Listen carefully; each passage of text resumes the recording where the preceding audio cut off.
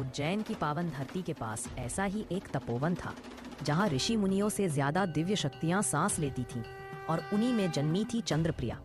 वो कोई साधारण मोहिनी नहीं थी, वो थी प्रकृति की बेटी जिसके स्पर्श से मृत पत्तों में भी जीवन लौट आए। पर कहते हैं ना, जहाँ शक्ति होती है वहाँ लालच भी छिपा होता है। चंद्रप्रिया ने अमरता की चाह में अपने ही तेज को अंधकार के हवाले कर दिया और उसी दिन जन्म हुआ कालप्रिया का। अब वो मोहिनी नहीं थी, वो थी एक अभिशाप, रूप से मोहिनी, कर्म से राक्षसी। उसने एक एक कर सभी मोहिनियों को समाप्त कर उनकी शक्तियां छीन ली। बस बची थी नेहवती, जो क्रोध से जल रही थी।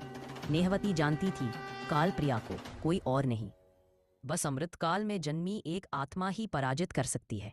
और वही आत्मा थी नेहवती की बेटी स्वर्णप्रिया। पूर्णिमा की रात थी। चंद्रमा मृगशीर्ष नक्षत्र में प्रवेश कर चुका था और उसी क्षण एक रोशनी ने जन्म लिया। स्वर्णप्रिया, एक आशा की किरण। पर अंधकार भी तेजी से बढ़ रहा था।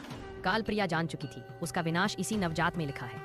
नेहवती और उसके प्रियतम रुद्रसेन अपनी बेटी को लेकर भागे, एक प्राचीन शिव मंदिर की शरण ली और वहीं हुआ आमना सामना नेहवती और कालप्रिया का। वो युद्ध कोई साधारण लड़ाई नहीं थी, वो था आस्था और अहंकार। धरती कांप रही थी, आकाश गरज रहा था। पर जब सब समाप्त सा लगने लगा तभी प्रकट हुई वो छोटी सी रोशनी, स्वर्णप्रिया। शिव की कृपा उस पर बरस चुकी थी। उसके स्पर्श से कालप्रिया की सारी शक्ति शांत हो गई और तब स्वर्णप्रिया ने कहा, शक्ति रूप में नहीं, कर्म में होती है। सच्चा अमर वही है जो प्रेम और सत्य के साथ खड़ा हो। उस दिन न सिर्फ कालप्रिया का अंत हुआ बल्कि एक युग का अंधकार भी मिटा।